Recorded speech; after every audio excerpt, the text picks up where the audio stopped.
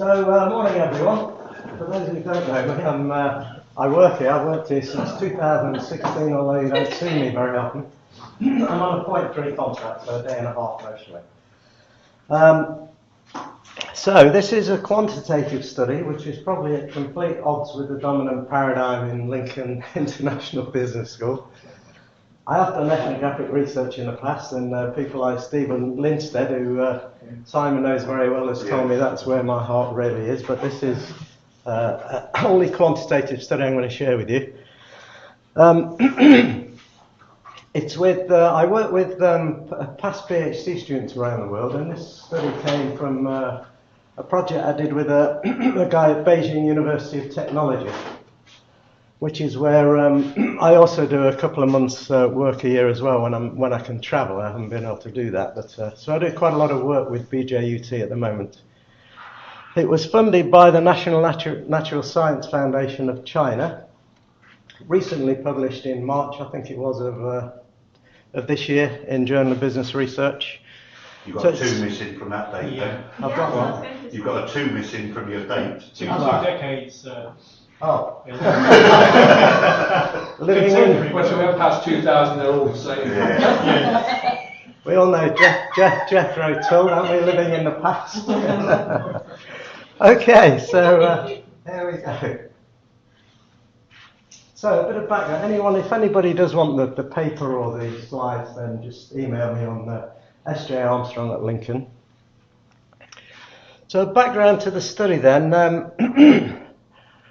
I've been interested in teams. It's not all I do, but I've been interested in teams, particularly from my time in the electronic engineering industry and anecdotal experiences of working with different people and different types within teams and some of the stuff that goes on. And when I became an academic, it became an interest of mine. I published in the area of self-managing work teams probably 15, 20 years ago now. And the thing that inspired me around that time was an article by Dorothy Leonard and Susan Strauss, who were both profs at Harvard Business School in entrepreneurship and innovation, I believe it was. And they published an article in Harvard Business Review called Putting Your Organisation's Whole Brain to Work. And what they were arguing about was individual differences in a psychological construct called cognitive style. And their quote in that article was, "Innovate or fall behind. The competitive imperative for virtually all businesses today is that simple." And that inspired me to do some of my early empirical research on self-managing work teams, and particularly in cognitive diversity. Now 15, 20, 25 years later, we're still seeing an article such as this one by Chua. Cognitive diverse work teams are increasingly being used as a key approach to facilitating team creativity. So this is the dependent variable in this particular research, is creativity in the workplace. And the idea behind cognitive diversity is that they generate conflict of disparate ideas among team members. And an example there from my own PhD work would be, I remember working in the electronic engineering industry, having brainstorm meetings, trying to brainstorm complex technological issues with a group of people, and I'd chair these meetings and come out thinking, I remember saying to a guy one day, I really struggle, Ray, in these meetings. There's ideas bouncing off the wall, and I'm trying to get hold of people's shirt sleeves and say, stop, can we just explore this in a bit more detail? And his response to me was, yeah, but Steve, you have a habit of coming back with an optimal solution, don't you? And I thought at that time, do I? So as I reflected on what he said later on, when I began to do a PhD in individual differences psychology at Leeds, back on that experience, and I would try and make sense of what was going on in this room, and it came back down to basically people in a crude sense. There were the big picture global thinkers who they just see the big picture immediately and they need to move. And then you get others, and I was certainly much more analytic at the time, being designing in the electronics. I would need to build a big picture sequentially. So I'd be the one asking questions. Stop, why can't we consider this in more detail? This frustrates the hell out of the people who just see the big picture and want to move. So this is what inspired the interest. And Leonard and Strauss said in their article that the key is to make this abrasion creative by encouraging, and I later came across work, and I'll talk about in more detail, called about elaboration, the elaboration process. So make this abrasion creative by encouraging information elaboration across diverse individuals in the way they perceive, process information, act, and interact with others. And then, having elaborated on the differences, to feed this back, get into group discussion and integration of their implications and so on and so forth. And that's in the interest of generating creative solutions. So let me move into the theory building then. And we drew on this collaboration elaboration model that Van Kippenberg put forward in the early part of 2007. And they drew on two major theoretical perspectives from the diversity literature in putting this model together. So the first was on information stroke decision making perspective. This is all about task relevant knowledge within the teamwork. And this is generally related to positive outcomes in teams. So diverse teams attract a larger range of task-related information, knowledge, abilities to facilitate higher levels of innovation and creative ideas is what perspective one is all about. And it's the elaboration of this task-relevant information that is the primary process underlying this influence of diversity on team creativity. Now, the elaboration process itself, deriving from this information stroke decision-making perspective, is all about exchange of information and perspectives within the group or team, individual level processing of that information and those perspectives, feeding that back to the results of the group, and then discussing the implications and the findings. So that's perspective number one. So that led to in the theory building section of the article, to our first hypothesis, and this is that information elaboration will mediate a positive relationship between cognitive diversity and team creativity. Now, the second perspective is about social categorizations.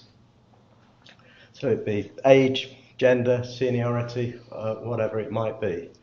And we know through the work that's gone on in this area that individuals categorize similar others into in-groups and out-groups, and we know the problems that comes with in-groups and out-groups. And that has quite a large impact on leader-member exchange theory for those interested in leadership. In-group, out-group is what LMX is all about. And we know from that research in the LMX field, George Graham and co, that in-group members are more liked and trusted than out-group members. So we can see how it can get splits. And social categorizations actually occur when the categories themselves are more easily detectable. So gender, age, perhaps seniority in the workplace. So drawing on these two perspectives, Kem argues that cognitive diversity promotes creativity through information elaboration. But, and it's a big but, the process can be and will be impeded by intragroup bias caused by these social categorizations. So a closing of the mind of information from different members. You know, you don't see things in their perspective, so you just close your mind because you feel you've got the way through. So this, the notion of social categorizations has led to a theoretical concept called demographic fault lines. Now, the seminal article for this work was in AMR 1998. Lau, I think, is at Hong Kong University at the moment. Supervisor Mernigan has since passed away, but two excellent articles in AMR setting down the theory in 1998 and a follow-up article in 2005 in AMJ. So what do we mean by demographic fault lines? Well, they're based on social categorization theory. And the fault lines are stronger with greater number of dividing lines between attributes that cause the fault lines, and weaker when there is a lack of or a small number of dividing lines. So as a simple example, if we look at Team A and TB, they've got the same level of demographic diversity. There are juniors and seniors and males and females. If we look at Team A, then the theory argues that there will be a strong fault line there between senior females and junior males because there are two distinct subgroups that may lead to this us and them scenario. And that will generally lead to decreased cohesion and fragmentation of the subgroups.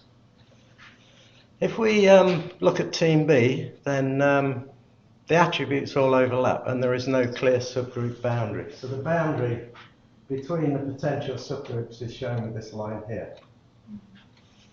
So that's the theory of demographic fault lines.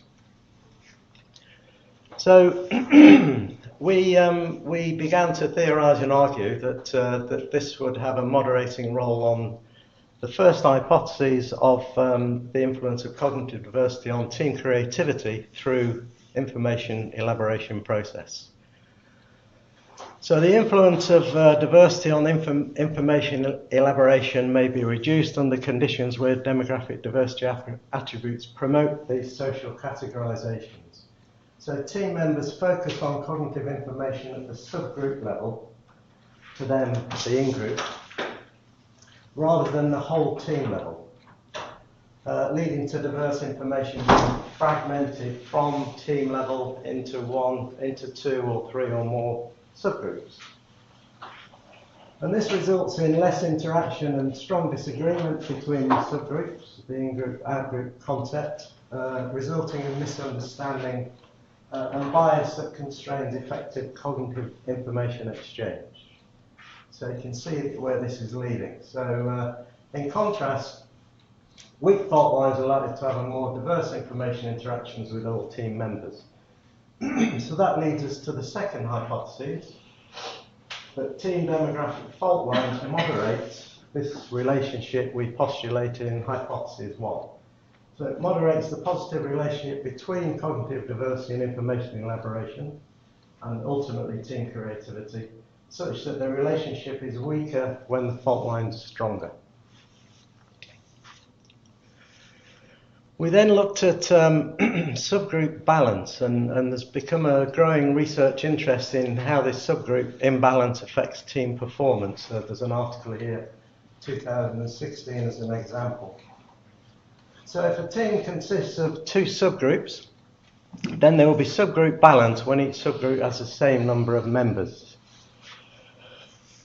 Imbalanced subgroups, the relationship between cognitive diversity and information elaboration is enhanced. And that's because of the motivation of the larger group to identify and integrate unique information from smaller groups, because they're effectively acting as a relatively homogeneous team. If we look at subgroup balance, though, where we get this fault line, then the argument is that this limits the positive effect of cognitive diversity on team information elaboration because of the subgroup bias that I just mentioned in the last slide, where team members are more inclined to elaborate diverse cognitive information within their own subgroup, their in-group, as opposed to the out-group. So that led to hypothesis 3, which is another moderation effect on subgroup balance. So hypothesis 3 was subgroup balance will moderate the positive relationship between cognitive diversity and information elaboration, such that the relationship is weaker when there is subgroup balance. So then we have these conditional indirect effects from the information elaboration process into team creativity itself. So from the hypothesis we'd already stated, teams with strong demographic fault lines and high subgroup balance are likely to experience a weaker relationship between cognitive diversity and information elaboration. So the effect is the same as it is on in the first set of hypotheses, except indirectly it influences now directly on team creativity. So that's hypotheses 4A and 4B. So that's how we developed the theoretical model itself, which is this one. And these are the individual hypotheses from 1 through to 4.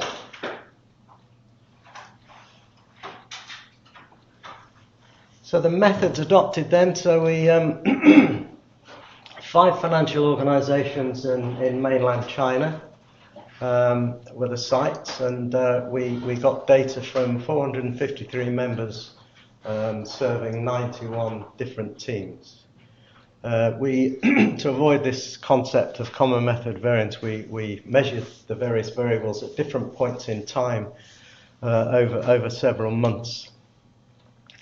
And the measures we used were demonstrable in terms of reliability and validity. And we chose instruments that existed to measure these things: team creativity, cognitive diversity, information elaboration, and so on and so forth. And the data analysis used hierarchical regression analysis and fancy things like process macros that I know nothing about, because I now leave the stats to the people in China and I focus on theorizing and writing. My days of statistics were left behind with analysis of variance and correlations and so on. So the results. Well, quite surprising, you might think, that all of these hypotheses were supported.